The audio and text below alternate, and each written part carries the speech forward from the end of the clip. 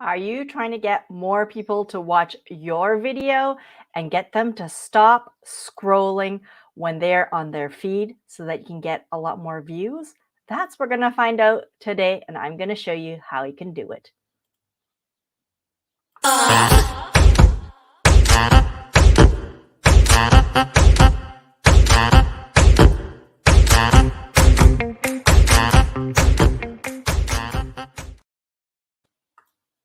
Hi, I am Charlene Tessier from Strength in Numbers.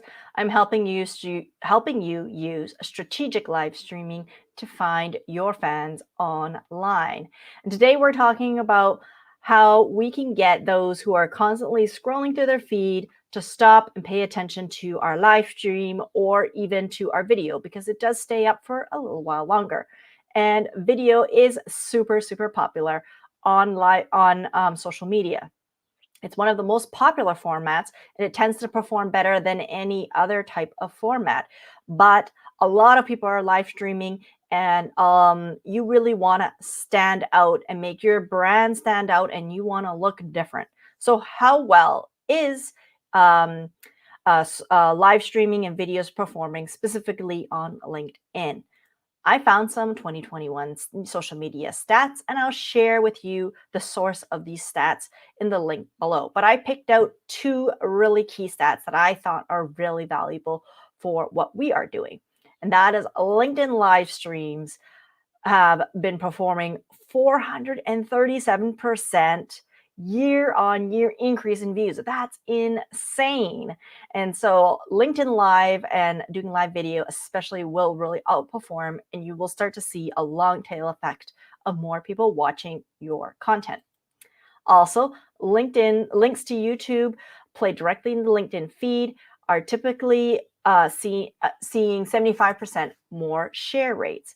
Well, what does that really mean? And I think that it's trying to say that if you can upload native content to LinkedIn, you'll actually see much higher share rates than generally pushing out to YouTube. Although LinkedIn does have a limitation in that you can't upload native content that's longer than 10 minutes, with the exception of live streaming. I can do much longer. But if you do a recorded video and you want to upload it to LinkedIn, you'll find out that it has to be less than 10 minutes, or you'll have to do a YouTube. So that's just a quick little tip for you. Now, how are we going to get them to stop scrolling? Well, there are 3 brand tools in Streamyard that you already have access to that you can help to make your live stream stand out and to make it make people stop on their feed. And we're going to look at 3 ways. So the number 3 way is to have some consistent branding and colors.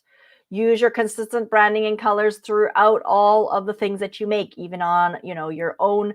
If you do images, if you post to your website, if you post wherever. This includes, of course, live streaming. And one of the things that kind of annoys me, maybe it's just a pet peeve, is that a lot of people don't know the color numbers. There are specific numbers for each color that you want to have. It's not eyeballing it, it's not guessing, and it's ensuring that these brand colors are always consistent throughout everything that you use. And so knowing those brand colors is not hard to find out. Just find out what they are, jot them down, and always use them.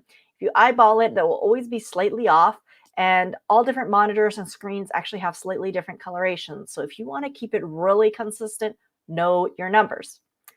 Way number 2 is to create a brand overlay. So in StreamYard, this frame here is actually called an overlay. It lays on top of my video.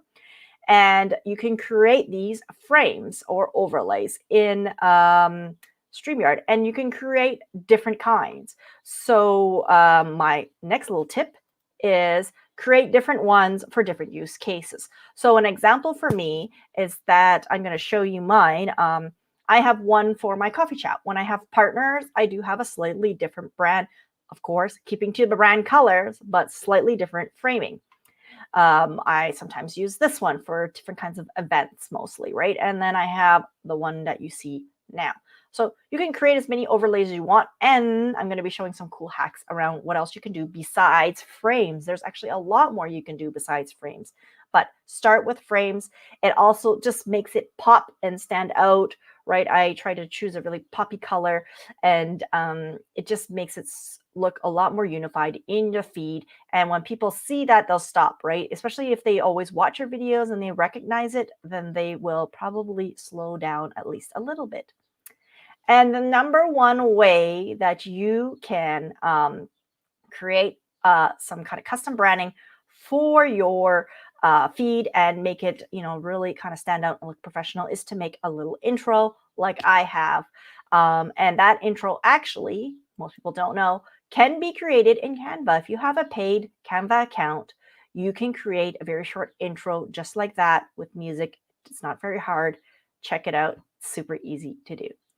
Now, as you know, I'm going to turn that one off, a live interactive panel coming up at the end of this month.